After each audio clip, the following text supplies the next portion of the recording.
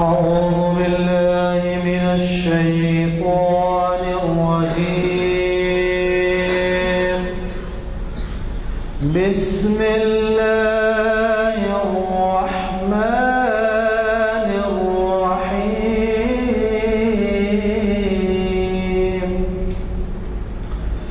ألم تر كيف فعل ربك بأصحاب الفيل؟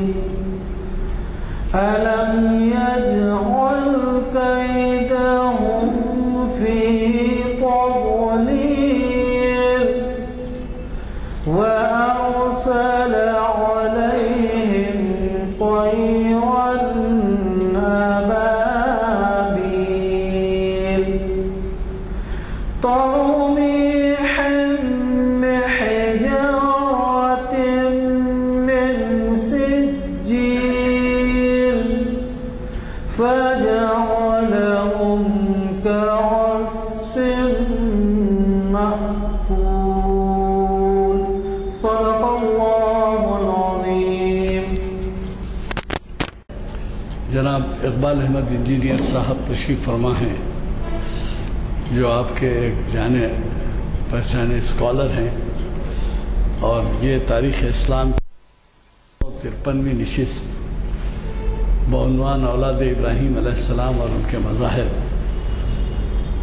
16 اگست 2014 مطابق 19 شوال المکرم 1435 ہجری بروز جمعہ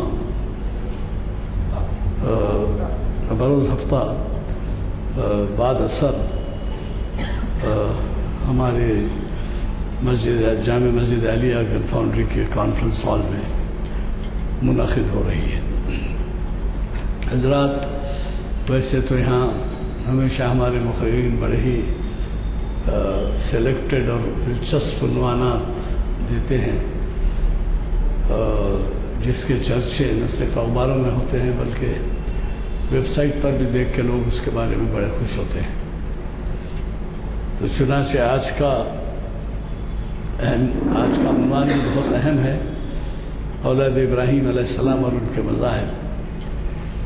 اور ہمیں اس بات کی خوشی ہے کہ ہمارے مقرری صاحب کچھ نہ کچھ وقت نکال لیتے ہیں، اور ان سے مختصر مدت میں بھی خواہش کی جائے تو کوشش کرتے ہیں. چنانچہ اب کی دفعہ بھی انہوں نے بہت ہی کم وقفے میں ہم سے یہ وعدہ کیا، اور آج آپ کے سامنے وہ موجود ہیں. اس موقع پر 2 اور لیکچرز کا ذکر کرنا چاہوں گا. مفتی سید ہاشمی ندوی صاحب ایک بڑے اہم عنوان کے ساتھ ہمیں مخاطب کر رہے ہیں.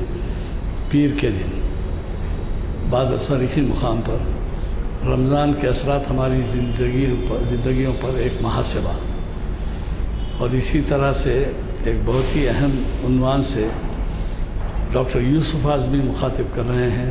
محفل اقبال شناسی کی 667ویں نشست ہے. وہ چہارشنبہ 20 اگست کو بعد نماز عصر اسی جگہ. حیدرآباد اور اقبال، ذہنی رشتے اور فاصلے. آپ کو تو پتہ ہے کہ اپنی زندگی میں علامہ اقبال حیدرآباد تشریف لائے 2-3 مرتبہ، اور ان کے قیام میں بہت ہی اہم واقعات بھی پیش آئے. تو وہ بھی آپ کے لیے بہت ہی اہم عنوان ہے. اور وہ 766ویں نشست ہے اقبال شناسی کی، جو تقریباً شاید 18-20 سال کی ہو جاتی ہے تعداد کے لحاظ سے. تو میں گزارش کروں گا آج کے ہمارے مقرری صاحب سے کہ وہ شہنشین پر تشریف لائیں اور ہمیں مخاطب فرمائیں. میں چونکہ بعض حضرات بعض وقت اختتام سے پہلے وضو کے لیے چلے جاتے ہیں، اس واسطے ایک اور گزارش کروں گا کہ پیر کے دن 7 بجے شام میں ٹیپو سلطان اور شیواجی کے متعلق 4 اہم لیکچرز ہیں، جس میں 3 ایسے لیکچرز ہیں جیسے کیپٹن پانڈورنگا ریڈی، دوسرے اورنگ آباد سے اسکالر آ رہے ہیں مہاراشٹرین، اور پھر یہاں کے اور ایک اسکالر ہیں. بہت اہم خطاب ہے، اور مجھے کبھی امید ہے کہ آپ 7 بجے ہمارے ساتھ تشریف رکھیں گے، اور بعد میں ہم کوشش کریں گے تناول طعام وغیرہ کے لیے بھی. تو بہرحال 7 بجے پیر کے دن آپ ضرور شرکت فرمائیے. آپ کی شرکت جو ہے ایک ایسے مقصد کے لیے ہوگی کہ جس میں ٹیپو سلطان کو جو ہے بہت ہی نظر انداز کیا گیا ہے تاریخ میں، اور غلط فہمیاں پھیلی ہوئی تعلق سے جو کچھ مسلمانوں میں اور غیر مسلموں میں ٹیپو سلطان کے تعلق سے. تو اس کے لیے ہمیں کوئی ضرورت ہے قومی یکجہتی کی طرف کام کرنے کی. وہ محفل اس طریقے کی محفل ہے، ضرور تشریف لائیں. میں گزارش کرتا ہوں ہمارے آج کے مخرج صاحب کے مخاطب ہوں. ربی اشرح لی صدری ویسر لی امری واحلل عقدۃ من لسانی یفقہوا قولی. محترم حضرات، آج کا جو عنوان دیا گیا ہے وہ دراصل موجودہ حالات کے پیش نظر جو 3 بڑے مذاہب آج دنیا میں نظر آتے ہیں اس کی تاریخ کو سمجھ کر اور باہمی طور پر کیا کیا جا سکتا ہے، ہم اپنی راہ کو کس طرح بنائیں، اس پر غور و فکر کے لیے یہ عنوان دیا گیا تھا.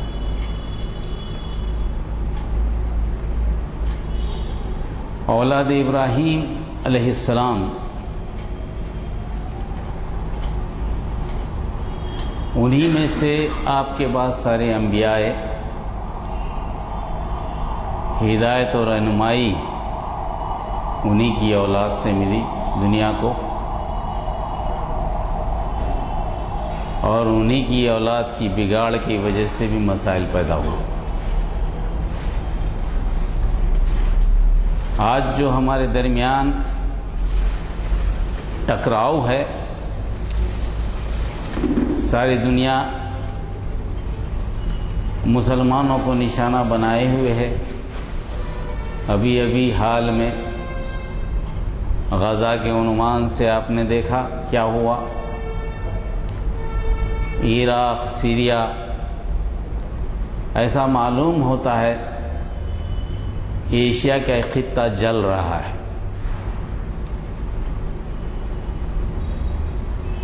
اور ایک دوسرے کو نیچا دکھانے کی کوشش کی جا رہی ہے. ظلم کی انتہا ہے. تاریخ کے اوراق کو اگر پلٹ کر دیکھیں آپ تو شاید بڑا ظالم بھی آج کے ظلم کو دیکھ کر شرما جائے. اور یہ جھگڑا کس کے درمیان ہے؟ یہ جھگڑا دراصل اولاد ابراہیم کے درمیان ہی ہے. وہ سرزمین جس پر ابراہیم علیہ السلام نے دعوت دین دی اور مختلف اسفار میں لوگوں تک پہنچے اور باضابطہ طور پر شرک سے بچانے کے لیے ممکنہ حد تک کوشش کی، اور جس کی تصدیق قرآن مجید نے خود کی کہ ابراہیم اپنے آپ میں ایک امت تھے. اور ایک تعریف میں کہا گیا کہ وَمَا كَانَ مِنَ الْمُشْرِكِينَ، وہ ہرگز مشرکوں میں سے نہیں تھے. اور انہی کی آزمائش کے بعد یہ وعدہ بھی کیا گیا تھا، جب آزمایا گیا چند باتوں میں، ابراہیم علیہ السلام اس پر پورے اترے تو اللہ نے وعدہ کیا تھا انی جاعلک للناس اماما، میں تجھے سارے انسانوں کا امام بناؤں گا۔ اسی وقت ابراہیم علیہ السلام نے یہ بات کہی تھی، قال ومن ذریتی، پھر میری اولاد کے تعلق سے یا رب العالمین آپ کا کیا فیصلہ ہے؟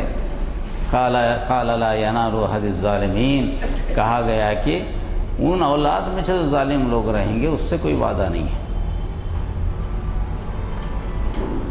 اس پس منظر کو مسلمان جانتے ہیں، اور مسلمان کے پاس یہ کسوٹی موجود ہے، سورس آف انفارمیشن مسلمانوں کے پاس اور کسی کے پاس نہیں۔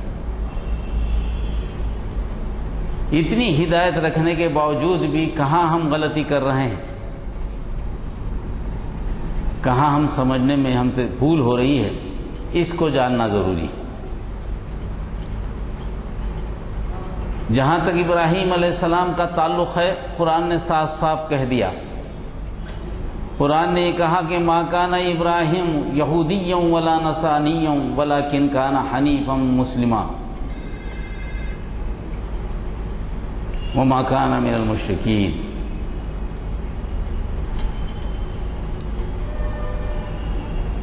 بڑی قطعی طور پر واضح بیان ہے قرآن مجید کا۔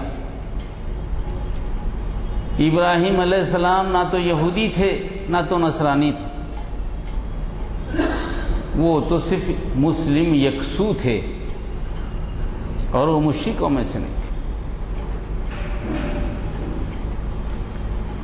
مسلم یکسو یعنی مکمل طور پر ہر رخ کو پلٹ کر اللہ ہی کی طرف رخ کر دینا، ان کی فرما برداری میں، اللہ کی فرما برداری میں رہنا، کسی کے سامنے سرنگو نہیں کرنا، اطاعت و فرما برداری صرف اللہ کی۔ ابراہیم علیہ السلام کا تو ایک کردار تھا۔ اس کے بعد ایک اہم آیت اسی سلسلے کی آگے آتی ہے، ان اول الناس بابراہیم للذین اتبعوا وھذا النبی والذین آمنوا واللہ ولی المؤمنین۔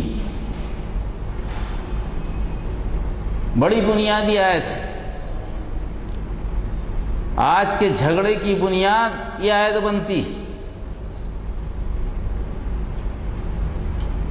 کہا یہ جا رہا ہے کہ ابراہیم سے نسبت رکھنے کا سب سے زیادہ حق اگر کسی کو پہنچتا ہے تو ان لوگوں کو پہنچتا ہے جنہوں نے اس کی پیروی کی، اور اب یہ نبی کریم صلی اللہ علیہ وسلم اور اس کے ماننے والے اس نسبت کے زیادہ حقدار ہیں۔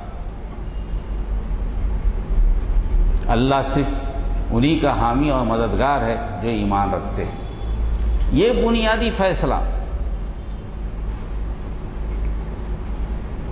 جب یہ بنیادی فیصلہ ہوگا، امامت ہٹ کر بنی اسرائیل سے ہٹ کر جب امت محمدیہ کی طرف آ گئی، تو لازمی بات ہے کہ جو کچھ ان کے پاس تھا ان کو منتقل ہونا ضروری ہے۔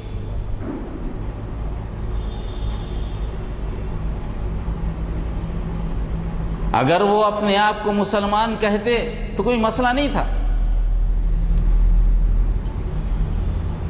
کیونکہ ابراہیم علیہ السلام تو مسلمان سے یکسو مسلم تھے، کوئی مسئلہ نہیں تھا۔ مگر جو اپنے آپ کو یہودی کہتے ہیں، اپنے آپ کو نصرانی کہتے ہیں، تو جھگڑا کھڑا ہو جائے گا کہ مذہب بدل گئے، طریقہ بدل گیا، سوچ بدل گئی، فکر بدل گئی۔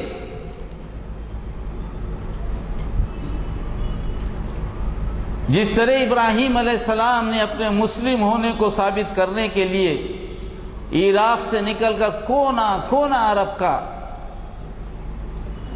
سفر کیا اور لوگوں کو دعوت دی، تو وہ کام امت محمدیہ کو عراق میں بھی کرنا ہے، کرۂ ارض کے ایک ایک حصے پہ کرنا ہے۔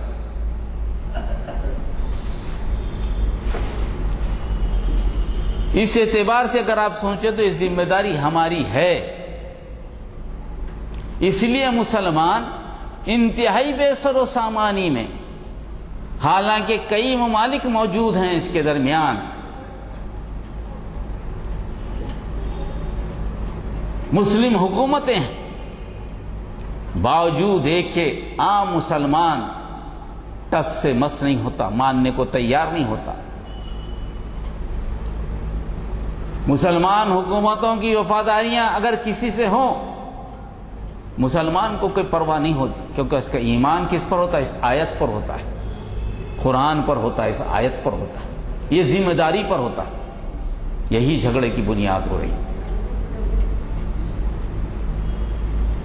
اس درمیان میں ذرا غور کریں، وہ اس لیے کہ امت محمدیہ کو انبیاء کا کام دیا گیا ہے۔ اب دعوت کا کام اسی کو کرنا ہے جو نبی کیا کرتے تھے۔ تو انبیاء کا سلسلہ کیا تھا، یہودی بنے کیسے، یہودی آئے کیسے، اس کو جاننا بھی ضروری ہے۔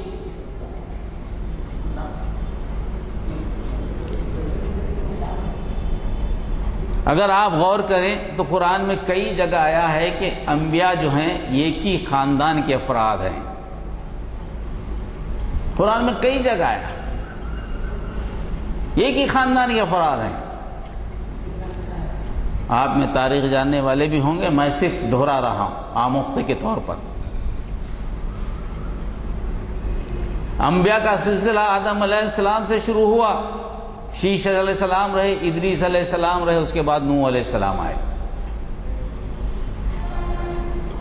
نوح علیہ السلام کے بیٹے سام،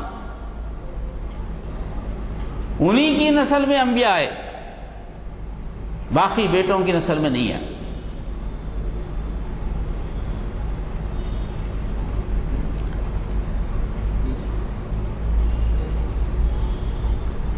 سام کے دو بیٹوں کا تذکرہ تاریخ میں آتا ہے، ایک ہے ارم، ایک ہے ارخشد۔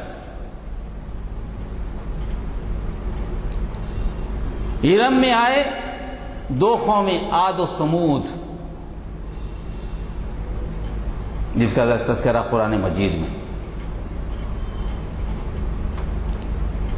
عاد میں ہود علیہ السلام، سمود میں صالح علیہ السلام۔ سام کے دوسرے بیٹے ارخشد میں حضرت ابراہیم علیہ السلام، 8ویں پشت میں۔ عام طور پر ابراہیم علیہ السلام کے ہمارے پاس دو بیٹوں کا تذکرہ ہوتا ہے، ابراہیم علیہ السلام، اسحاق علیہ السلام۔ آپ کی اور ایک بیوی بھی تھی، ان سے جو بیٹا تھا وہ مدین۔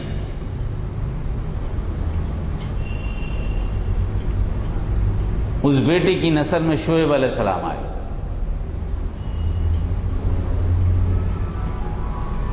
حضرت اسماعیل علیہ السلام کی نسل میں نبی کریم صلی اللہ علیہ وسلم، یہ کی نبی، اس کا تذکرہ بھی قرآن مجید میں باضابطہ طور پر موجود ہے، ثبوت کے طور پر موجود ہے کہ نبی کریم صلی اللہ علیہ وسلم اسماعیل علیہ السلام کی امت میں نسل میں سے ہی آئیں گے۔ خانہ کعبہ کی تعمیر کا تذکرہ ہے، جس میں حضرت ابراہیم علیہ السلام، اسماعیل علیہ السلام دیواریں اٹھاتے ہوئے دعا کر رہے تھے، اس کو امن و سکون کی جگہ بنا، اس میں ایک ایسا نبی بھیج جو تیری آیتیں پڑھتا ہو، لوگوں کی زندگی کو پاک کرتا ہو اور تیری تعلیم دیتا ہو۔ یہ دعا مقبول ہوئی۔ جب دعا مقبول ہوئی تو اسماعیل علیہ السلام کی نسل سے ایک نبی کا آنا ضروری تھا، اور خانہ کعبہ چونکہ مرکز ابتدائی سے تھا تو نبی کریم صلی اللہ علیہ وسلم اسی نسل سے آئے۔ اب باقی کے انبیاء جو ابراہیم علیہ السلام کے بعد باقی کے انبیاء آئے ہیں حضرت اسحاق علیہ السلام سے۔ اسحاق علیہ السلام کو اسرائیل کا لقب دیا جاتا ہے، آپ کی اولاد کو بنی اسرائیل۔ اسرائیل یعنی اللہ کا بندہ، عبد اللہ، ایل جو ہے اس میں اللہ کو کہا جاتا ہے اسرائیل، بندہ، یہ لقب۔ اسحاق علیہ السلام کے دو بیٹے، یعقوب علیہ السلام اور یسوع۔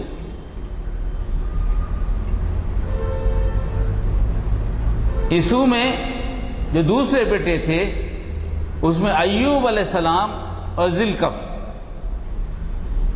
اس کا تذکرہ۔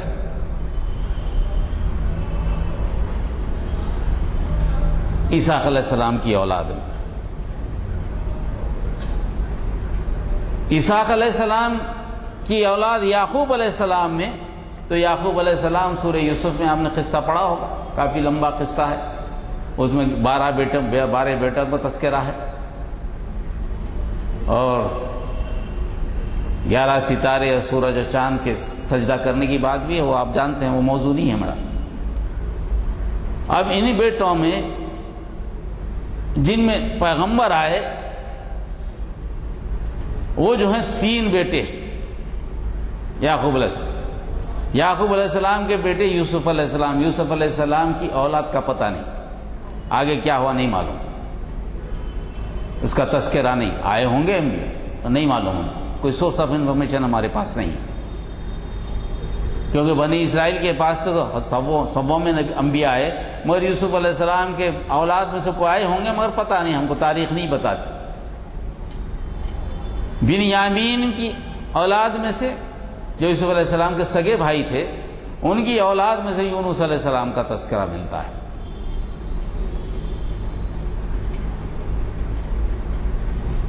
اور خوت اور ایک بیٹے ہیں، ان کی اولاد میں چوتھے پشت میں حضرت موسیٰ علیہ السلام کا تذکرہ ملتا ہے، موسیٰ علیہ السلام، ہارون علیہ السلام، جن کے آباء و اجداد میں عمران کا بھی تذکرہ آتا ہے۔ تو 3 بیٹوں کا تذکرہ ہمیں تاریخ میں ملتا ہے، ایک ہے یوسف علیہ السلام، دوسرے بنیامین، اور تیسرے عمران جس میں کہ انبیاء آئے۔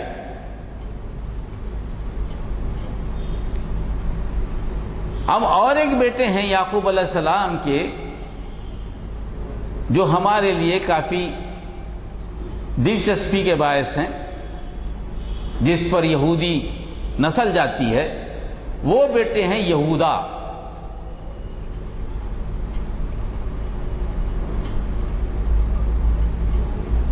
اور یہودا کی نسل ہونے سے اپنے آپ کو یہودی کہتے ہیں۔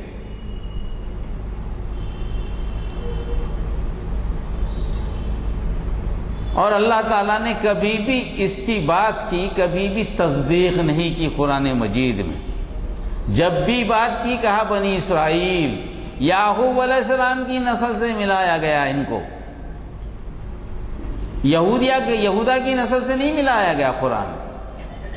قرآن نے کبھی بھی نہیں ملایا، یہودی نصرانی کے نسل سے نہیں ملایا۔ اب یہودا کی نسل سے اگر آپ دیکھیں تو داؤد علیہ السلام آتے ہیں، سلیمان علیہ السلام آتے ہیں، اس کے بعد آپ کو زکریہ علیہ السلام، یحییٰ علیہ السلام، اور اس کے بعد عیسیٰ علیہ السلام۔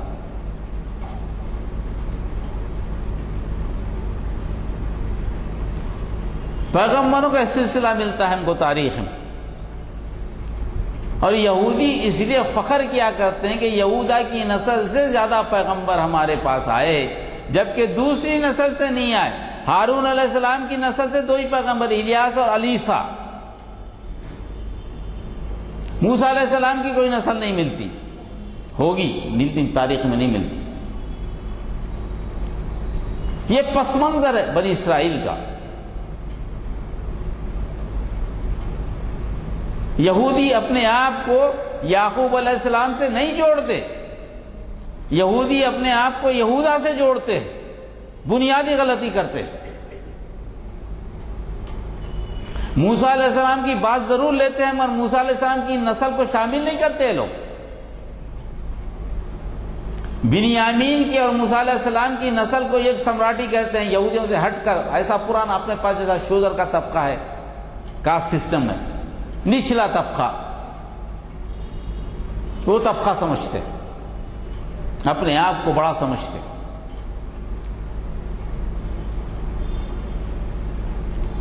یہ پس منظر اگر ہمارے سمجھ میں آ جائے تو بگاڑ کی بنیاد معلوم ہوگی کہ ان کی بگاڑ کی بنیاد نسل پرستی،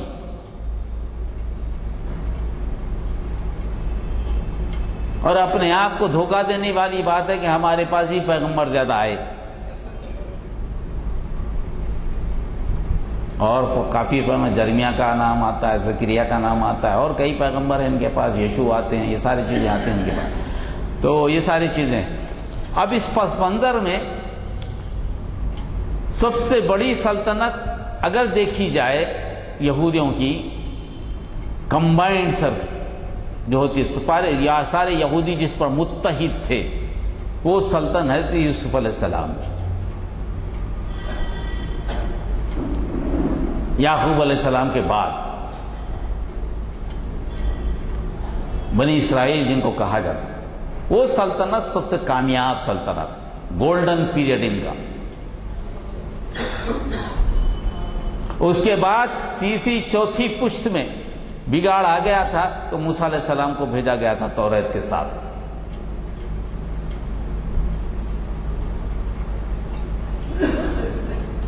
توریت ان کے پاس پہلی کتاب یہودیوں کے پاس، اولڈ ٹیسٹمنٹ کے فرسٹ 5 بکس توراہ موسیٰ علیہ السلام کی، مگر اس کے ریفرنسز بہت کم لیے جاتے.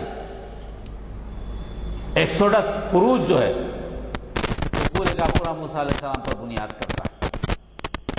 مصر سے چھڑانے کی بات، موسیٰ علیہ السلام کو دریائے نیل سے نکال کر 10 کمانڈمنٹ دینے کی سارے باتیں اس میں موجود ہیں، مگر آج کا یہودی اس کو ماننے کو تیار نہیں. سیدھا سیدھا تذکرہ ہوتا ہے، مگر اس کو فالو کرتے ہیں لوگ، یہودا کو فالو کرتے ہیں. اب یہ سلسلہ زیادہ تر ان کے پاس زبور سے زیادہ شریف بنتی ہے یہودیوں کی، توریت سے نہیں بنتی، زبور سے بنتی. کنگ سولومن کے دوہے ان کے پاس بنتے ہیں، سلیمان علیہ السلام کے. یہودیوں کی کتاب میں دیکھیں گے آپ ریفرنسز ملیں گے تو کس کے ملیں گے؟ یا تو زبور کے ملیں گے یا سولومن کے ملیں گے، سلیمان علیہ السلام کے. اور تعجب بگاڑ کی کیفیت، یہودیوں کی بگاڑ فطرت بتا رہا ہوں میں. یہودیوں کا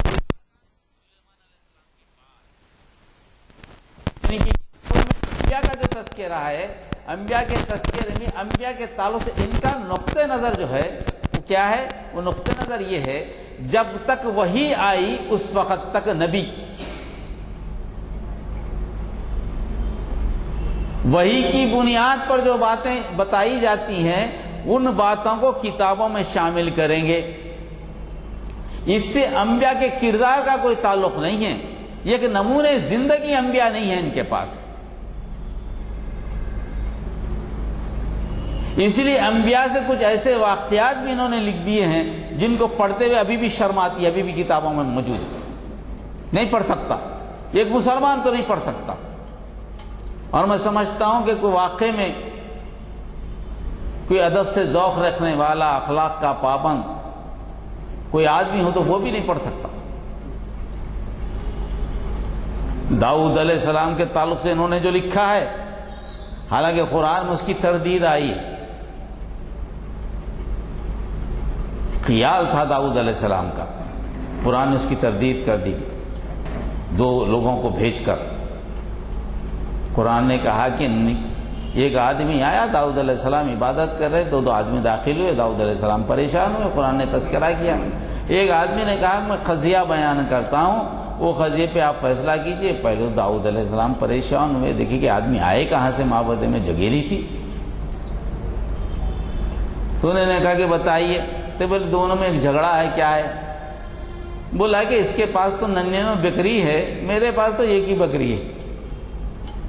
یہ چاہتا ہے کہ اپنے گلے کو 99 کے بجائے 100 بنا لے، میرے پاس تو ایک بھی نہیں ہے نا، کیا کروں میں بعد میں؟ قرآن اس کا تذکرہ کہ داؤد علیہ السلام نے فیصلہ یہ کیا کہ بھائی یہ کام غلط ہے، نہیں کرنا چاہیے. اس کے پاس تو یہ کہ تیرے پاس 99 پھر اور مزید کیا ہے؟ ان کے ذہن میں بات آئی، نہیں یہ اللہ کا امتحان ہے، کیونکہ آپ کی 99 بیویاں تھیں، ایک کی مزید ضرورت کی آپ نے خواہش کی تھی، ہو جس کا تذکرہ اس میں لکھا گیا ہے، مگر وہاں کوئی عمل نہیں ہوا۔ داؤد علیہ السلام یہ عمل کرتے بتاتے ہیں اپنی کتاب میں۔ قرآن نے اس کو غلط قرار دیا، کہا نہیں، داؤد کو پتہ چلا، داؤد علیہ السلام کو، وہ سجدے میں گر گئے اور اللہ سے معافی چاہی کہ اللہ ایسا میرا سوچنا یہ غلط تھا، اور کافی دنوں تک سجدے میں گرے رہے۔ یہ بھی تذکرہ ہے احادیث وغیرہ میں بھی، اللہ نے انہیں معاف کیا، اس کے بعد تصدیق کیا، عبدنا داؤد، کہا میرا بندہ داؤد ہے، جس کو جو بڑا نیک اور صالح ہے۔ مگر انہوں نے اس کو داؤد علیہ السلام کے تعلق سے کچھ الگ سی باتیں لکھ دی جو پیغمبر کا کردار نہیں ہو سکتا۔ ان کا مذہب بتا رہا ہوں کہ مذہب کا بنیاد کیسی تبدیل ہوئی۔ ابراہیم علیہ السلام نے تو یہ مذہب نہیں دیا تھا، اسحاق علیہ السلام نے یہ مذہب نہیں دیا تھا، یعقوب علیہ السلام نے بھی یہ مذہب نہیں دیا تھا۔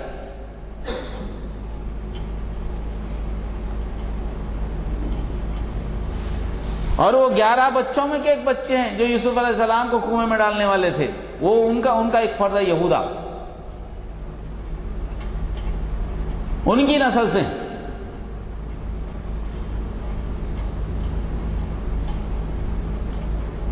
اب اس کے بعد سلیمان علیہ السلام کا جب تذکرہ آتا ہے، سلیمان علیہ السلام کی حکومت کو دینا، وہ تو تذکرہ قرآن مجید میں ہے۔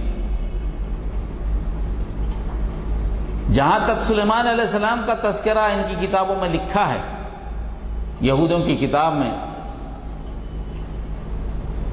طاقت، قوت کا مظاہرہ، سلطنت کا، وسیع تر سلطنت کا ہونا، ہواؤں کو قابو میں رکھنا، یہ ساری چیزیں ہیں۔ بہت ساری چیزوں کی تصدیق قرآن بھی کرتی ہے، مگر انہوں نے یہ بھی لکھا ہے کتاب میں سلیمان علیہ السلام آخری زمانے میں بگڑ گئے تھے، نعوذ باللہ من ذالک۔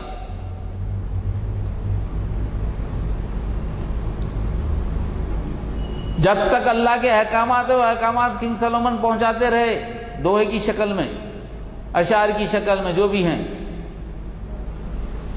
مگر جب ان کا کردار اس سے بننا چاہیے تھا، کردار بنا نہیں ان کے پاس انبیاء کا، نعوذ باللہ من ذالک۔ قرآن اس کی تردید، سختی سے تردید کرتا ہے۔ ہم نے جو نبی کو بھیجا، نبی کو کردار بنا کر، نمونے زندگی بنا کر بھیجا اس زمانے میں، اس وقت۔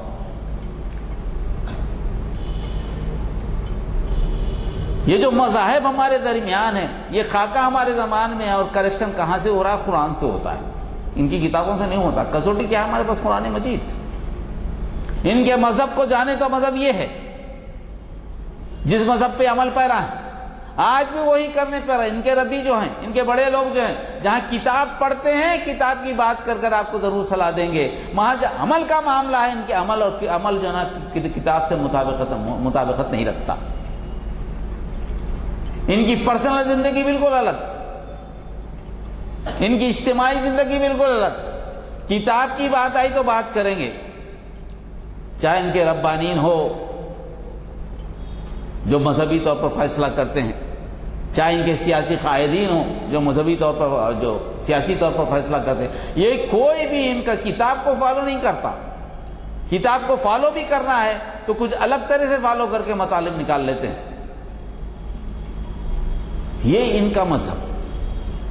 سلیمان علیہ السلام کے تعلق سے بھی انہوں نے کہا، اور سلیمان علیہ السلام پر تو اتنی شدید تنقید ان کی کتاب میں ہے، نعوذ باللہ من ذالک۔ اور آج کی یہودیوں کی بگاڑ کی وجہ بھی سلیمان علیہ السلام کو بناتے ہیں، نعوذ باللہ من ذالک کے لوگ۔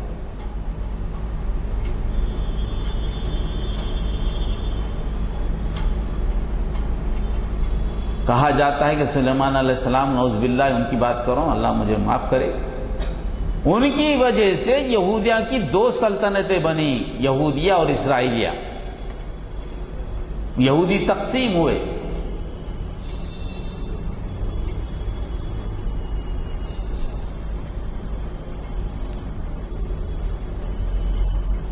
تقسیم ہونے کے بعد 2 وقت ان پر عذاب آیا، جس کا تذکرہ قرآن مجید میں بھی ہے۔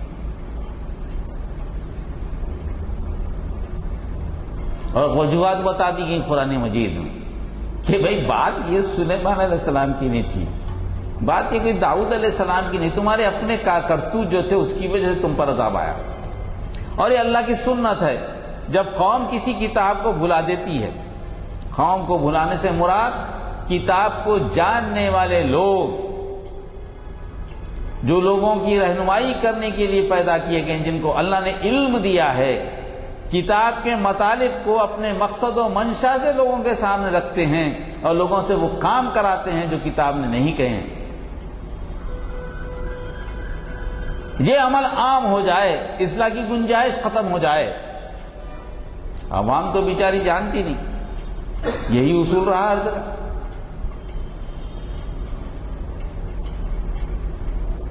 قوموں کے بگاڑ کا یہی اصول رہا. جو قرآن جانتے ہیں، جو علم رکھتے ہیں، جو واقعے میں جو چیز بولی جانی چاہیے جب بولنے سے کتراتے ہیں، حق بات کو بولنے سے شرماتے ہیں، یعنی اپنے مفادات کو ملحوظ رکھتے ہیں. خدا کا خوف نہیں ہوتا، لوگوں کا خوف ہوتا ہے ان کو، سماج کا خوف ہوتا ہے ان کو.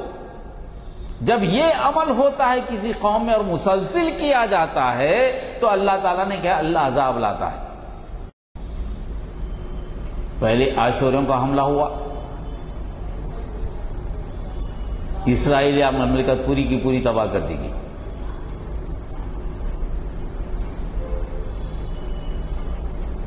اس کے بعد بیبلون کے بخت نصر کا حملہ ہوا. پہلے وقت تو آ کر چھوڑ کر چلا گیا، پھر دوسرے بار جس کو رکھ کر گیا تھا وہ اپنا نائب بنا کر گیا تھا، جب اس نے جو ہے نا اور زیادہ تکلیفیں دینی شروع کی، پھر دوسری مرتبہ جب حملہ ہوا بڑی خون ریزی ہوئی. اس درمیان میں زکریا علیہ السلام کا تذکرہ ملتا ہے ان کے مذہب میں. زکریا علیہ السلام آ کر لوگوں کو روکتے تھے کہ بھئی تم جو کر رہے ہو یہ کتاب کے خلاف ہے. کیونکہ کوئی زمانہ ایسا نہیں گزرا کہ بنی اسرائیل کے پاس نبی موجود نہیں رہے، نبیوں نے روکا نہیں. کئی نبیوں کو تو انہوں نے قتل کر دیا. احادیث شریف میں تو ایک ایک وقت میں 100 نبیوں کو، 100 بلانے والوں کو، 100 انبیاء کو بھی قتل کرنے کی اطلاع ملتی ہے. جب یہ چیز ہوئی زکریا علیہ السلام کو، یہودی روایت بول رہا ہوں، قرآن سے اس کو ہمارے اسلامی روایت نہیں، انہی کی روایت سے بات کرو. ان کی روایت میں ہے کہ ان کو پتھروں سے مار کر ہلاک کر دیا گیا. اور کہاں پر؟ صحن میں. ان کا جو بیت المقدس تھا اسی کے صحن میں جو عبادت گاہ بنائی گئی تھی. اور زمین نے ان کے خون کو قبول نہیں کیا. زمین خون ابلتی رہی، اگلتی رہی. روکنے کی کوشش کی، رکا نہیں، خون نکلتا رہا. جب دوسری مرتبہ بخت نصر حملہ کیا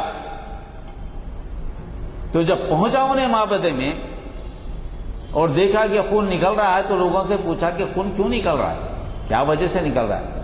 لوگ اصل واقعہ بتانے سے اعتراض کرتے رہے.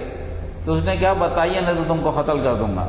پھر اس کے بعد لوگوں نے بتایا کہ بعض زکریا علیہ السلام کی ایسے نبی تھے ہمارے پاس، انہوں نے اچھے کام کرنے کے لیے بتایا، اللہ کی صحیح رہنمائی ہم تک پہنچائی، ہم نے ان کے ساتھ ایسا سلوک کیا.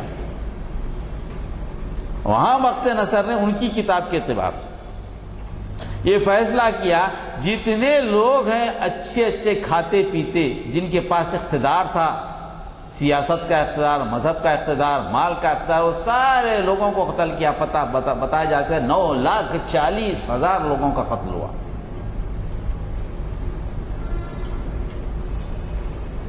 قتل کر کے خون کو ڈالا گیا تو پھر بھی خون نکل رہا ہے. تب اس نے کہا جاتا ہے کہ اس نے کہا کہ بھائی اگر اتنے لوگوں کو میں نے مارا ہے اس کے باوجود بھی خون نہیں تھا، تمہارے خون کی ادائیگی نہیں ہوئی، خون ناحق کا بدلہ نہیں ملا ابھی. اگر تم چاہتے ہو کہ میں سب کو مار دوں تو سب کو مار دوں گا. تو ان کی اپنی کتاب کے اعتبار سے خون رک گیا. تو وہاں کسی کو نہیں چھوڑا، سوائے غریبوں کو کسی کو نہیں چھوڑا گیا. اس کے بعد جو گرانا شروع ہوا، دیواریں گری، محل گرے، معبدیں گر گئے، کچھ بچا ہی نہیں. باقی کی چیزیں جو تھی وہ بیبلون کو لے کر چلا گیا، جس کی تباہی کا ذکر قرآن مجید میں، ان کی تاریخ بھی لکھے، فرسٹ ڈسٹرکشن آف معبد لکھا ہوا، انٹرنیٹ پہ مار کے دیکھنے مل جائے گا، سیکنڈ ڈسٹرکشن بھی مل جائے گا، ان کی تاریخ مل جائے گی۔ انہوں نے گو کہ کچھ اپنی طرف سے بھی لکھی ہے، مگر قرآن کو کسوٹی بنائی ہے۔ انٹرنیٹ پہ ان کی بات دیکھنے کے بعد قرآن کو کسوٹی بنائی، آپ کو صحیح مل جائے گا کہ واقعہ میں بات کیا ہے، ان کی باتوں پہ بھروسہ کتنا کیا جا سکتا ہے۔ اس کے بعد پھر موقع ملا، 70 سال کے بعد خسرو نے، قیصر نے اس کو فتح کیا، بیبلون کو شکست دی، پھر وہاں سے اجازت ملی، پھر یہ معبدہ بنائے۔ پر عیسیٰ علیہ السلام آنے کے بعد جب عیسیٰ علیہ السلام کو انہوں نے پھر انکار کیا عیسیٰ علیہ السلام کا، تو 70 عیسوی میں دوبارہ اس معبد کو تباہ و برباد کر دیا گیا، جلا دیا گیا پورا کا پورا۔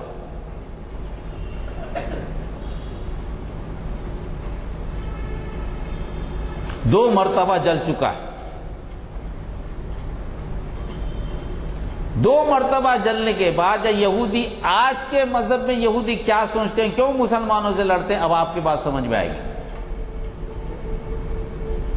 یہودیوں کو، یہودیوں کے مرشدین، علماء، ربانین، انہوں نے یہ بات بتا دی ہے کہ دیکھو 2 مرتبہ تو تباہ ہو گیا، اب 3ری مرتبہ بنے گا تو ہمیشہ رہے گا، اس کو کوئی تباہ نہیں کر سکے گا۔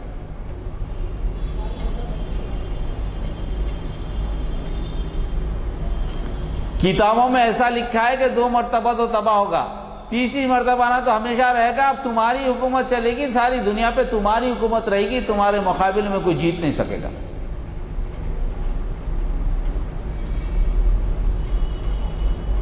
یہ بات انہوں نے نہیں، یہ بات کرسچنوں کے بعض لوگوں کو سکھائی بھی، سمجھائی بھی گئی ہے۔ ان کو بھی یہ بتایا گیا ہے کہ عیسیٰ علیہ السلام جب دوبارہ آئیں گے تو سب سے پہلے وہ معبدے میں جائیں گے، جب تک کہ معبدہ نہیں بنے گا تو پھر عیسیٰ علیہ السلام کا انتظار کس بنیاد پہ کر رہے ہو تم؟ اس معبدے کے بنانے کے لیے ضروری ہے کہ یہودیوں کی تائید کی جائے، حالانکہ یہودی ذمہ دار ہیں عیسیٰ علیہ السلام کے تعلق سے جو رویہ اختیار کیے تھے، وہ تو صلیب پہ چڑھائے، بولتے ہم تو نہیں مانتے اس کو، صلیب پہ اللہ نے اٹھا لیا۔ ہم تو کہتے ہیں کہ معجزاتی پیدائش ہے تو معجزات پر اٹھایا بھی جا سکتا ہے۔ جب معجزاتی پیدا ہونے پر تم کو یقین ہے تو معجزاتی اٹھانے پہ کیوں یقین نہیں ہے؟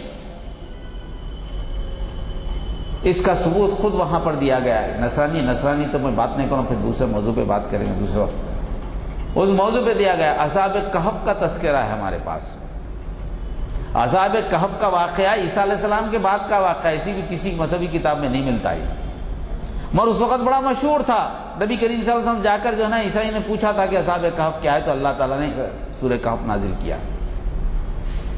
309 سال تک بعض روایتوں میں صحیح معاملہ تو اللہ ہی کو معلوم ہے کتنے سال تک سوئے، مگر 309 کہا جاتا ہے، واللہ عالم، مگر اتنی دیر سوئے جو عام طور پہ طبعی طور پہ مشکل ہے، نہیں ہو سکتا۔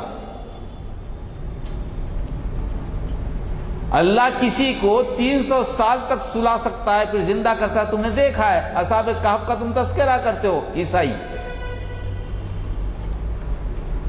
تمہارا ایک ایسا فرد جو عیسیٰ علیہ السلام پر ایمان رکھتا ہو، عیسیٰ علیہ السلام کے صحیح اصول اور رہنمائی کو مانتا ہو، اللہ کو ایک مانتا ہو، اب جو اللہ کو مان کر غار میں چلا جائے اللہ تعالیٰ اس کو 300 سال تک زندہ رکھ سکتا ہے۔ ایک پیغمبر وقت جس کو معجزاتی طور پر پیدا کیا گیا ہے، اگر اس کو اٹھا لے 1000 سال تک زندہ رکھے، یہ رکھے، تو اللہ کے لیے مشکل ہے؟ کوئی مشکل نہیں۔ ٹائم تو تمہارے لیے ہے، دن تمہارے لیے، رات تمہارے لیے، سال تمہارے لیے، زمانہ تمہارے لیے۔ اللہ کے لیے نہ زمانہ ہے، نہ دن ہے، نہ رات ہے، نہ کچھ ہے، کوئی وقت ہی نہیں ہے، کوئی فاصلہ بھی نہیں ہے اللہ کے لیے۔ یہ وقت تو تمہارے لیے متعین کیا گیا، اللہ کے پاس کہاں کا وقت ہے؟ اللہ کیا مجبور ہے وقت کے تحت؟ زمانے کے تحت مجبور ہے؟ کچھ نہیں ہے اللہ کے پاس۔ تو اللہ کے لیے کوئی مشکل چیز نہیں کسی کو زندہ رکھنا۔ یہ بات اب ان کے پاس، یہ تو ایک ذیلی تذکرہ تھا۔ اب یہودیوں کے پاس اگر آپ آئیں تو سارا جھگڑا کاہے کا ہے؟ سارا جھگڑا یہ ہے کہ پھر وہ معبدہ بنے، مگر معبدہ ہے کہاں؟ سوال یہ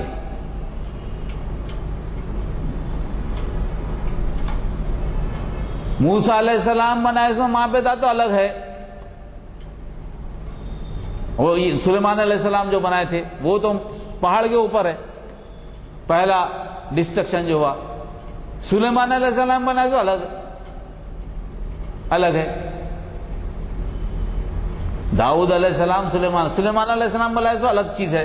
دوسرا جو معبدہ بنا وہ الگ بنا سو ہے۔ دو معبدے تھے، اب یہ دوسرا معبدہ ہے یا پہلا معبدہ ہے؟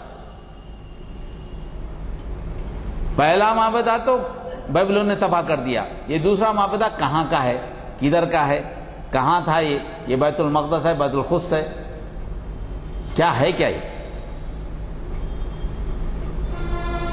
اس کی تفصیل بتائی نہیں جاتی۔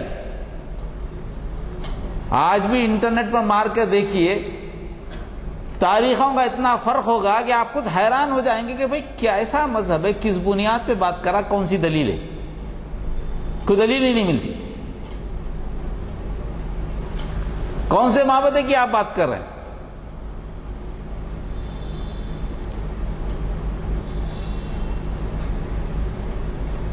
اگر آپ یہ بات کریں یہی معبدہ ہے تو پھر یہ ہے کہاں پر؟ کہاں پر ہے، کدھر گیا؟ جلا دیا گیا تھا، مسمار کر دیا گیا تھا، اس کی کوئی نشانی باقی نہیں ہے۔ کہا جاتا ہے کہ روم نے ان کو مار کر پورا ساز و سامان لے کر روم کو پہنچ گئے، وہاں رکھی۔ احادیث میں بھی اس کا تذکرہ ملتا ہے۔ احادیث میں یہ ملتا ہے کہ جب عیسیٰ علیہ السلام آئیں گے، جو کچھ چیزیں رکھی گئی ہیں وہ 1,00,000 کے قریب کچھ تھا، 1,00,000 کشتیاں تھیں، کیا تھیں، وہ 1,00,000 کشتیوں کو واپس لائیں گے، اس کا تذکرہ ملتا ہے۔ ہم اس بات کی تصدیق کر سکتے ہیں احادیث کے اعتبار سے، ہم کو دوسرا سورس آف انفارمیشن نہیں ہو سکتا ہمارے پاس۔ احادیث کا جو مطلب ہے اس کی ہم تصدیق کر سکتے ہیں۔ بہت ممکن کہ روم میں ہو۔ اگر ہیکل سلیمانی اگر وہ روم میں ہے تو روم پر جاؤ نا، روم سے روم پہ جاؤ، روم پر معاملہ کرو، روم سے لے کر لاؤ۔ یہاں بیچارے مسلمانوں کے درمیان کیا ہونے کا ہے؟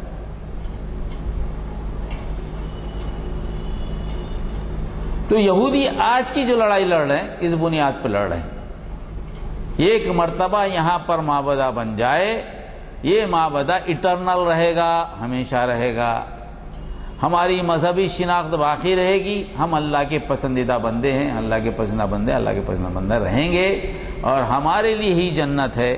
یہ سارے باتیں جو قرآن مجید میں جس کا تذکرہ ہے وہ سارے باتیں کریں گے، اور اس کا تذکرہ جو ہے ان کی کتابوں میں اس بات کو پھیلایا جا رہا ہے۔ اسی لیے کہا گیا کہ ہم مسلمانوں کے بارے میں بڑے متشدد ہیں، ایسی کوئی بات ہمارے کو عیسائیت میں نہیں ملتی، قیام کی بات۔ اسی لیے جب ان کی گفتگو پر بات ہوئی تو قرآن مجید نے بڑی تصدیق کی، اور ایک مرتبہ ابراہیم علیہ السلام کو بھی جو گفتگو ہوتی ہے، ابراہیم علیہ السلام کے کچھ حوالے بھی تلمود میں دیے گئے ہیں، کچھ ایسے حوالے بھی ہیں کہ ان سے جوڑنے کی کوشش کی جاتی ہے کہ ہم صحیح جو ہے ابراہیم کی نسل سے ہیں، دوسرے جو ہیں وہ ان کی نسل ان کی اولاد سے الگ ہے، فرق محسوس کرتے ہیں، توریت اور انجیل کو ہی سب کچھ مانتے ہیں، اور خود اپنے آپ کو ابراہیم کی نسل سے کہتے ہیں۔ قرآن نے عقلی دلیل دیتے ہوئے ایک ہی آیت میں اس کو توڑ دیا۔ قرآن نے کہا یا اہل الکتاب لما تحجون فی ابراہیم، لما تحجون فی ابراہیم وما انزلت التوراۃ والانجیل الا من بعدی۔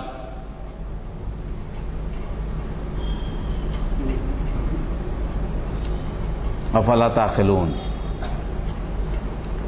ابراہیم کے بارے میں تمہارا جو جھگڑا ہے اہل کتاب، ہم ابراہیم کی اولاد ہیں، تمہارا جو جھگڑا ہے، تم توریت کے حوالے دیتے ہو، انجیل کے حوالے دیتے ہو، تم اپنے آپ کو یہودی کہلاتے ہو، بعض نصرانی کہلا رہے ہیں، یہودی ہمارا موضوع ہے، یہودی کہلاتے ہو تم، تمہارا یہ لفظ یہودی لفظ اللہ نے تو نہیں دیا نا. اب توریت کی بنیاد پر ابراہیم علیہ السلام کو یہودی بناتے ہو اور توریت کی بنیاد پر ابراہیم علیہ السلام کو نصارہ بناتے ہو. اب توریت اور انجیل تو بعد میں نازل ہوئی، وہ یہودی تھے نا نصرانی تھے وہ، اور توریت انجیل تو بعد میں نازل ہوئی. بعد میں نازل ہونے والی چیز پہلے جو واقعہ ہوا اس کی تصدیق کیسے کرے گی؟ کیسا بتائے گی ابراہیم علیہ السلام؟ ابراہیم علیہ السلام تو ابراہیم علیہ السلام خود بتانا، اتنی بھی عقل نہیں رکھتے. یہ بات ہوئی. اور یہ بھی کہا گیا کہ بعض ایسی باتیں توریت و انجیل کی جو باتیں تم جانتے ہو، اگر اس پر تم بحث کرو اس پہ بھی تم بحث کرتے ہو. تمہارا معاملہ یہ ہے، تمہاری بحث کرنے کی عادت ایسی ہے کہ تمہاری بحث میں تمہاری زندگی گزر جائے گی، سوالات میں زندگی گزر جاتی ہے تمہاری زندگی. تمہارا مذہب عمل کے بجائے سوالات میں زیادہ الجھتے رہتا ہے، عمل کی طرف تمہاری توجہ نہیں رہتی. توریت انجیل تمہارے پاس ہے، حقیقت میں اس کو فالو کرنے کے بجائے اس پر بھی تم بحث کرتے ہو. چلو ٹھیک ہے، توریت اور انجیل میں بات کر، تمہاری کتاب ہے، ٹھیک بات کر رہے ہوگے، مگر بحث کرتے ہو، تمہاری عادت ہے، ایک علم ہے، بحث کر رہے ہو.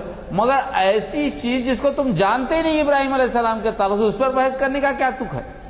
کس بنیاد پہ بحث کرتے ہو؟ اور پھر اپنی کتاب سے حوالے نکالتے ہو اس کے ثابت کرنے کے، جبکہ کتاب میں ایسے ہے ہی نہیں، ایسی چیزیں ہیں نہیں. تو یہ کیا ہے؟ دراصل اللہ پر تہمت باندھنا ہے. اور آگے کے آیتوں میں تذکرہ ہے، وہ حوالے دینے کے لیے تم جو ہے نا الفاظ کو موڑ کر پیدا بولتے ہو، زبان کو ایسے استعمال کرتے ہو جیسے کتاب میں سے پڑھ رہے ہو، سامنے والے کو معلوم ہی نہیں. ہمارے پاس بھی آج کل ہوتا ہے بعض وقت، کچھ بھی حوالہ پر عربی کے ویسی کوئی آواز پڑھ لی تو سامنے والا سمجھتا عربی نہیں جاننے والا عربی پڑھ رہے ہیں، حالانکہ عربی نہیں رہتی. وہ کچھ بھی ایسی لایانی چیز پڑھے، سامنے والے کے سمجھ میں نہیں آئی، انہیں سمجھتا کہ بہت بڑی آیت پڑھ لیا، بڑی بڑی حدیث پڑھ لیا، کچھ بھی ایسا پڑھ لیا، کچھ ایسی ہو سکتا ہے، ممکن ہے امکانات میں. ویسی کچھ ایسے الفاظ پڑھنا جیسے کہ کتابی پڑھ رہے ہیں ایسا معلوم ہے، اور کہا یہ جانا کہ کتاب میں سے پڑھ رہا ہوں. سامنے والا بیچارہ نہیں جاننے والا یہ سمجھنے لگے کہ کتاب میں سے پڑھا ہے، اور کہے کہ کتاب میں سے یہ پڑھنے کے بعد یہ حکم ہوا ہے، حالانکہ کتاب ہی غلط پڑھا، بھی حکم جو دے رہا ہے اپنی مرضی سے دے رہا ہے. تو قوموں کی بگاڑ کی یہ جو کیفیتیں ہیں نا، آج اگر اپنے ماحول میں بھی دیکھیں تو ایسے بگاڑ ہمیں نظر آتے. جہاں نہیں معلوم ہے اس کو یہ کہنا کہ ہمیں نہیں معلوم ہے، اس میں شرمندگی نہیں ہے. کوئی آدمی مکمل طور پہ نہیں جان سکتا کسی چیز کو، کوئی آدمی بھی نہیں جان سکتا. مگر سامنے والے کے سامنے یہ کہنا کہ مجھے علم نہیں ہے بڑی کمزوری سمجھی جانے لگی ہے. اپنے علم کا روب جمانا اگر مقصود ہو تو لازمی بات ہے کوئی نہ کوئی ایسا حوالہ دیں گے، یا تو کہیں گے میں نے قرآن میں ایسا دیکھا، یا کہیں گے کہ حدیث میں نے انہیں سنا ہے. یہ جو باتیں ہیں یہ باتیں اللہ پر تہمت باندھنے کے مترادف ہیں. تو یہ بگاڑ کی کیفیت یہاں بتائی گئی کہ ان کے مذہب میں بگاڑ کی وجوہات یہ تھی. آج اسی پر عمل پیرا ہے، بغیر جانے گفتگو کرتے ہیں ان کے بعد. اس کا مطلب یہ کہ اگر ان سے دلیل پوچھو کسی معاملے میں کہ کس بنیاد پہ، کس دلیل پہ تم بات کرتے ہو، یہ اپنی کتابوں سے بھی دلیل نہیں دے سکیں گے، کیونکہ کتابوں میں سے پڑھتے ہی نہیں. آج بھی موجودہ کتابوں میں سے پڑھتے نہیں، بتاؤ دلیل دو.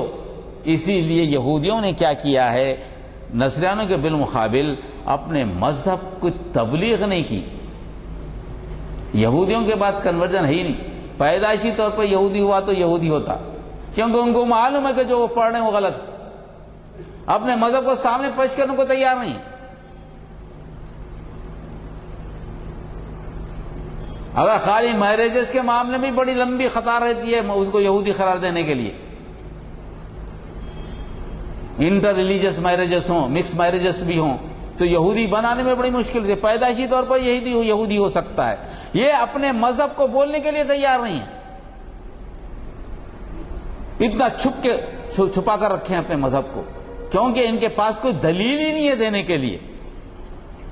اور جو سامنے آپ کو بتایا جا رہا ہے وہ بتایا جا رہا ہے تو محض وہم ہے، محض ان کا خیال ہے، ان کی سوچ و فکر ہے، مگر وہ کوئی چیز توریت سے نہیں ہے، نہ ابراہیم علیہ السلام سے۔ کوئی بھی چیز ابراہیم علیہ السلام سے توریت سے ہے ہی نہیں، وہ ثابت کر ہی نہیں سکتے۔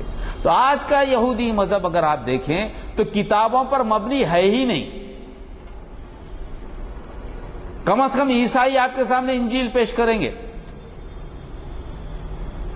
یہودیوں سے پوچھو تلمود پیش کرو، وہ تلمود آپ کے سامنے نہیں گے۔ آپ 5 کتابیں دیکھو بائبل کے، وہ 5 کتابوں میں ہے، بھئی آپ کیا پڑھ رہے ہیں، آپ کی کتاب کیا ہے، وہ آپ کے سامنے آنا ذرا مشکل ہے، پیش کرنے کو تیار نہیں۔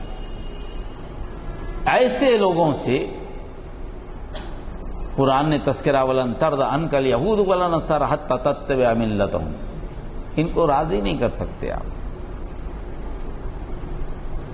یہودیوں کو دعوت دینا، یہودیوں کی وہ قوم جو علم رکھتی ہو، رہنما ہو، علماء ہو ان کے، جو اس مقصد سے کام کر رہے ہیں، یا نصارہ کے وہ علماء جو جانتے ہیں، ان کو راضی کرنا بڑا مشکل ہے جب تک کہ تم ان کی پیروی نہ کر لو۔ اسی لیے کہا گیا، پہلے جو آیت ہے جس میں کہا گیا کہ ابراہیم کے ماننے والے نہ تو یہودی ہیں نہ تو نصرانی ہیں، اس وقت توریت کے ماننے والے نہ تو یہودی ہیں نہ نصرانی ہیں، انجیل کے ماننے والے نہ تو یہودی ہیں نہ نصرانی ہیں، ان سب کتابوں کے ماننے والے اگر کوئی ہیں تو نبی کریم صلی اللہ علیہ وسلم، نبی کریم صلی اللہ علیہ وسلم کی امت۔ تو اس لیے ابراہیم علیہ السلام کے کام کو، ان کی پیروی کو عام کرنا یہ ذمہ داری ہے۔ اس لیے قرآن نے بارہ اتبعوا ملت ابراہیم حنیفا وما کان من المشرکین، رسول اکرم صلی اللہ علیہ وسلم کی یہی تو بات تھی۔ ہم زیادہ حقدار ہیں ابراہیم علیہ السلام کے، اور خود ان کی کتابوں میں لکھا ہے کہ ابراہیم علیہ السلام کا تذکرہ قیامت تک جاری رہے گا، ان کی کتابوں میں لکھا۔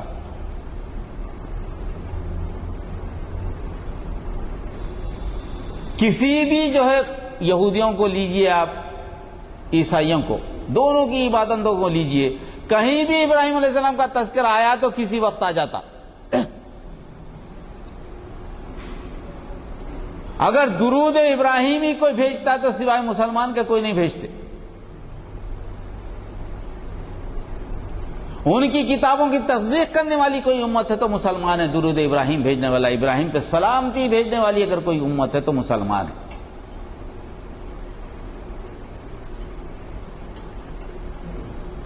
جھگڑا یہ ہے، یہودیوں سے ہمارا جو جھگڑا ہے، یہ جھگڑا ہے، جھگڑا زمین کے لیے نہیں ہے، جھگڑا ہے تو معبدے کے لیے ہے۔ تو معبدہ کس کا ہے؟ معبدہ تو ہمارا ہے نا، اللہ نے دیا ہے، مساجد اللہ کی دی ہوئی مساجد۔ جھگڑا دراصل یہ بنیادی طور پر، اور جب اسرائیل کی طرح، یہودیوں کی طرح مسلمان بھی اپنے اعمال سے ہٹیں گے، اللہ تعالیٰ ان کے مساجد کو بھی تباہ و برباد کر دے گا۔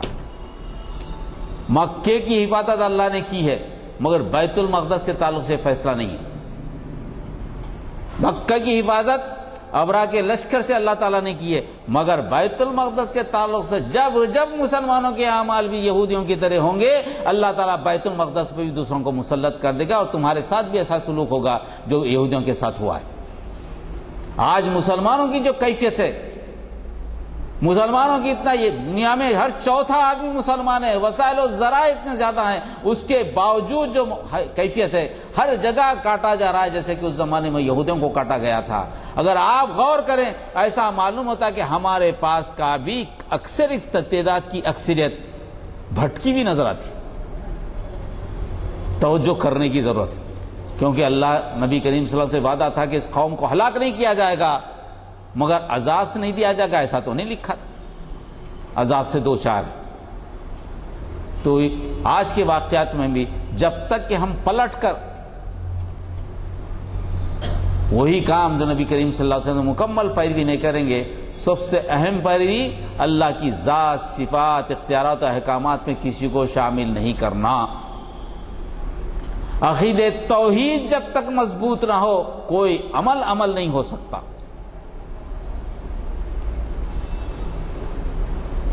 ہر چیز کا اسی سے مانگنا، یکسو ہونا، حنیفم مسلمن، جیسے کہ حضرت ابراہیم علیہ السلام کی وما کہا گیا ولیکن کان ابراہیم کان حنیفم مسلمن، لیکن وہ مسلم یکسو تھے۔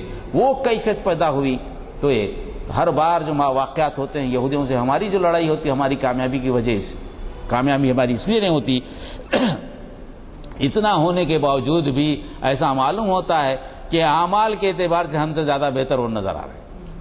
اگر ہمارے اعمال اچھے ہو تو ہمارے تو کامیابی ملنی چاہیے تھے نا۔ 19 ممالک اور 59 ممالک مسلمانوں کو مارنے کے لیے پیسے دے رہے ہیں، ماشاءاللہ، کیا کہیں اس کو۔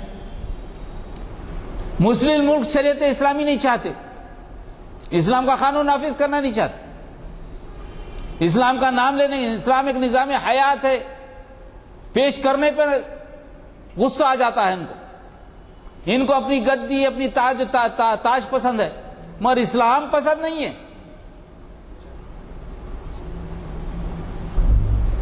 تو پھر کیسا ہوگا یہ؟ اسرائیل کو پیسے دینے والے کون ہیں؟ سب منافق سامنے آ گیا۔ آپ ہی کے لوگوں تو لڑا ہے نا، پیسہ کون دیا، کیا دیا؟ تو یہودیوں کی مدد کرنے والے کون ہیں؟ نصرانیوں کی مدد کرنے والے کون ہیں؟ یہ کہہ رہا خسام برگڑ کا 10% ہتھیار ہمیں دیجئے، ہم بقرعید کی نماز بیت المقدس میں پڑھیں گے۔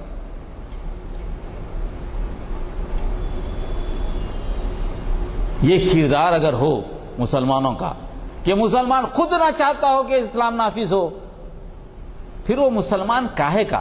کس بنیاد پہ مسلمان؟ لا الہ الا اللہ محمد رسول اللہ کا کیا مطلب ہے؟ پھر خود کو مسلمان، خود مطمئن، ارے مرنا تو سبھی کو ہے نا، کب تک زندہ رہیں گے؟ اس کیفیت کو سمجھنا پڑے گا نا۔ اور موت سے اتنا ڈر ہے، ہر چیز سے اتنا ڈر ہے، اور اللہ کا ڈر نہیں ہے۔ یہ چھوٹی سی زندگی 50-60 سال کی، اس زندگی کے لیے ڈر ہے مگر وہ دائمی زندگی کو داؤ پہ لگانے کو تیار ہے۔ کاہے کی زندگی، کاہے کی موت؟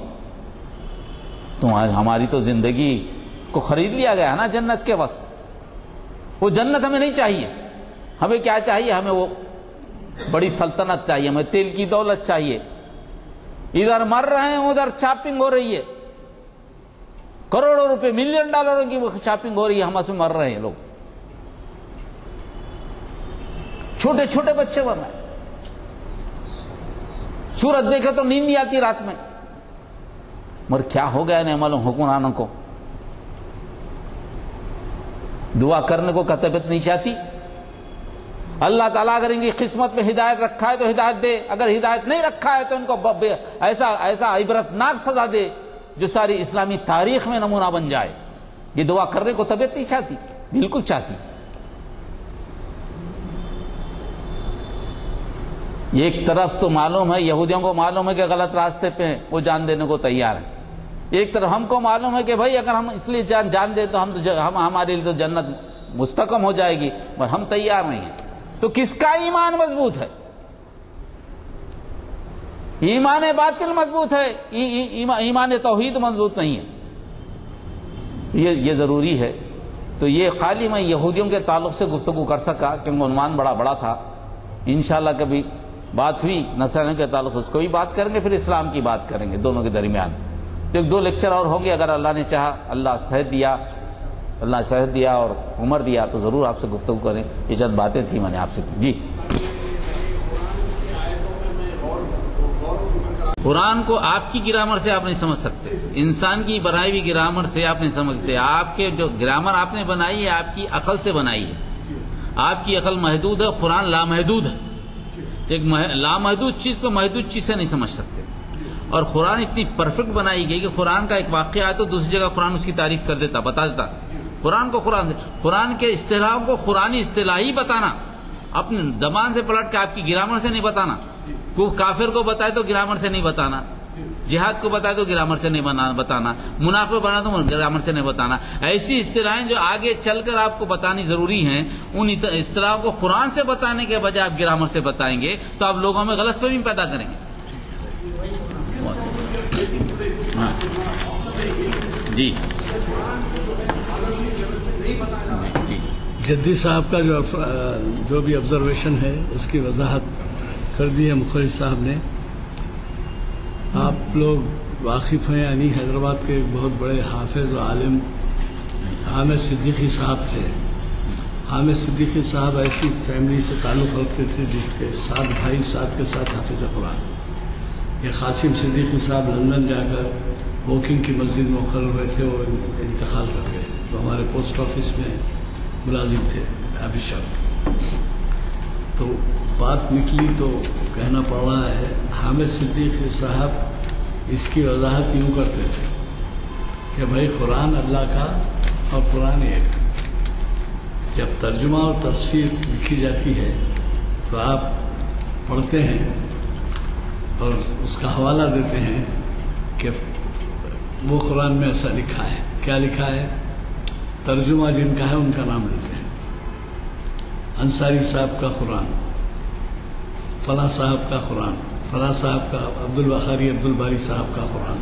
ایسا نہیں ہے. ترجمے کے لیے بولتے تھے، وہ حوالہ دیتے تھے، لیکن وہ بھی ان کو پسند نہیں تھا. قرآن اللہ کا کلام ہے، آپ قرآن کو راز پڑھیے اور سمجھیے. کچھ وضاحتیں چاہتے تو لیجیے. یہ فلاں کا قرآن فلاں کا قرآن یہ طریقہ نہیں ہے. دوسری بات یہ ہے کہ میں نے پہلے ہی آپ سے عرض کر دیا ہے کہ ہمارے پیر کا عنوان بھی بہت اہم ہے. رمضان کے اثرات ہماری زندگیوں پر، ایک محاسبہ. مفتی سید الیاس ہاشمی ندوی صاحب، شریعت انفارمیشن سروس کی 546ویں نشست. اور اسی طریقے سے حیدرآباد اور اقبال، ذہنی اور رشتے اور فاصلے، ڈاکٹر یوسف اعظمی کا 4 شمع خطاب. میں بعض چہرے دیکھ رہا ہوں بعد میں آئے ہیں، چنانچہ شمس الدین صاحب بھی پتہ نہیں ان کو دعوت نامہ ملا یا نہیں ملا. پیر کے دن بہت خاص خطاب ہے اور آپ اپنا رشتہ ایسی تنظیموں سے جوڑ سکیں گے جو اس کے لیے کام کر رہی ہیں کہ غلط فہمیاں دور ہوں. ٹیپو سلطان جیسا مجاہد آزادی، جس کو درجہ اول کا مجاہد آزادی کہا جا سکتا ہے ہندوستان میں، اس کو بھلا دیا گیا ہے اور اس کو جو ہے اس کے نام کو مٹا دینے کی فکر ہوتی ہے. اس کے تعلق سے غیر غلط باتیں کنڑ زبان میں اور دیگر ترجموں میں، دیگر زبانوں میں لکھی گئی ہیں. تو ہم نے ایک کوشش یہ کی ہے کہ شیواجی کے تعلق سے جو مسلمانوں میں بھی بعض غلط فہمیاں وہ بھی دور ہوں، اسی طریقے سے جو ٹیپو سلطان کے تعلق سے غیر مسلموں میں ہیں وہ بھی دور ہوں. اس کے لیے جو ہے پیر کے دن شام میں 7 بجے تشریف لائیے ضرور. 3 اہم مقررین آپ کو مخاطب کرنے والے ہیں، جس میں صدارت عبدالرحیم قریشی صاحب کی ہے اور جناب پردیپ شنکر صاحب BA LLB advocate Nanded, doctor Mirza Muhammad Khizar صاحب اورنگ آباد، اظہار خیال ڈاکٹر پانڈو رنگا ریڈی، ڈاکٹر چرنجیوی.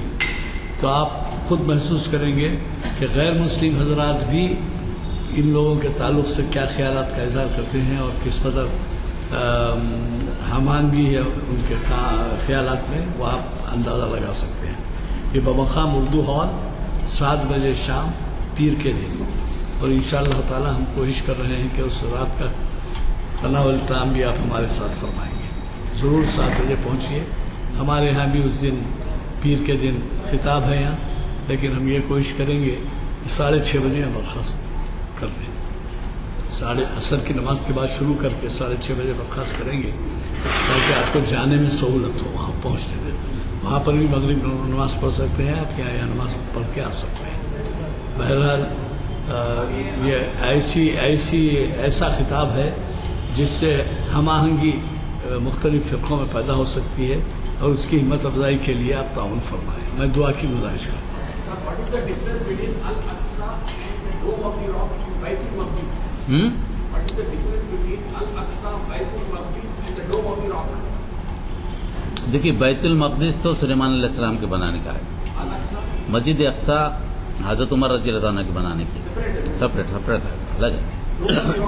مسجد اقصی الگ ہے بالکل. مسجد اقصی الگ ہے. ہاں ٹوم آف دی وہ بھی الگ. ٹوم آف دی رات میں جس کا تذکرہ میں کیا تھا پہلا ڈسٹرکشن ہوا وہ جو ہے اپنے ان کا بنایا ہوا ہے اپنے سلیمان علیہ السلام کا, وہ ماؤنٹین پہ.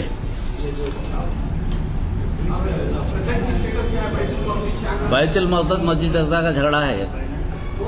دونوں الگ الگ ہے. ہاں نبی کا حضرت عمر رضی اللہ تعالیٰ نماز نہیں پڑھے نا اس میں, بازو کی مسجد میں پڑھے.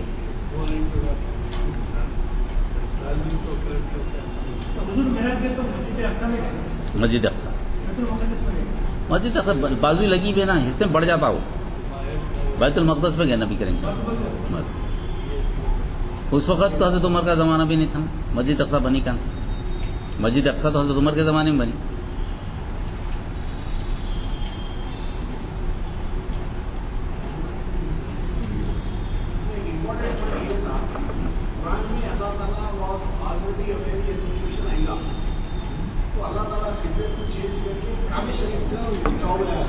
ہاں جبکہ لیگل پوزیشن یہ بتا رہا ہے کہ آپ کعبے پہ جاؤ اللہ تعالیٰ چھوڑو اور مت جاؤ, پھر یہاں جا رہے ہیں. دیکھیے ہم کعبے کو مرکز بنانے سے پہلے کس وقت کس کی طرف نماز پڑھ رہے ہیں. لیگل پوزیشن بتا رہا ہوں میں آپ کو. لیگل پوزیشن کیا ہے بھائی, قوموں کی امامت پہلے کس کو دی گئی؟ بنی اسرائیل کو. اب قوموں کی امامت چھین لی گئی. چھین لے کر قوموں کی جب امامت کی تو ان کے لیے بھی مرکز بنایا گیا تھا. کیا مرکز تھا؟ ولی کل امت ہوا مولیہ, ہر اس چیز کے لیے ایک مرکز ہوتا ہے. ان کے لیے مرکز بیت المقدس بنایا گیا تھا. مکہ نہیں تھا مرکز, حالانکہ اس سے پہلے بھی مکے کو لوگ اس کے باوجود بھی آتے تھے, مگر ان کی امامت کے لیے تھا. اب جب نماز پڑھتے تھے نبی کریم صلی اللہ علیہ وسلم تو مکے کی طرف نہیں پڑھتے. نماز پڑھنے کا حکم کس کی طرف تھا؟ بیت المقدس کی طرف پڑھنے کا نام. اس پر وہ لوگ خوش تھے کہ بھئی کچھ بھی کرو, ہم عبادت ہم کسی طرف بلائے, مکے کی طرف تو نہیں بلا رہے, بیت المقدس کی طرف بلا رہے. اب کوشش کی گئی کہ بھئی اہل کتاب کسی طرح سے اسلام میں آ جائیں. لڑائی نہیں کی گئی, بولے کہ اسی سلسلے کے ہیں. اسماعیل علیہ السلام بھی رسول ہیں, ان کو کتاب دی گئی تھی. اس کے بعد نبی کریم صلی اللہ علیہ وسلم کو کتاب گئی, یہ بھی رسول ہے, خاتم النبیین ہے. اب آپ کیا کیجئے کہ آپ جو ہے نا اسی سلسلے کے جو ہیں وہ سلسلے میں شامل ہو جائیے. اسلام کو مانیے کہ وہ بھی مذہب اسلام ہے, یہ بھی مذہب اسلام ہے. آدم علیہ السلام سے لے کر جو مذہب آیا صرف اسلامی آیا, کوئی دوسرا مذہب نہیں آیا, ہٹ کے نہیں آیا. لا الہ الا اللہ تو سب میں شامل ہے, اس پہ آ جائیے. تو آ جانا چاہیے تھا, موقع دیا گیا. جب موقع دیا گیا نہیں آئے تو کب تک موقع دیں گے؟ ایک حد تک دیے, اس کے بعد ثبوت بھی دیے. موقع دینے کا مطلب خالی موقع ایسا نہیں, ان کے جو سوالات تھے نبی کریم صلی اللہ علیہ وسلم ہر ایک کا جواب دیے. آل عمران میں آئے تو نصرانیوں کا جواب دیے, یہودی پوچھتے گئے یہودیوں کا جواب دیے, سب کا جواب دیے. اب اس کے بعد اتمام حجت کچھ نہیں رہا, تو اب کیا کریں گے؟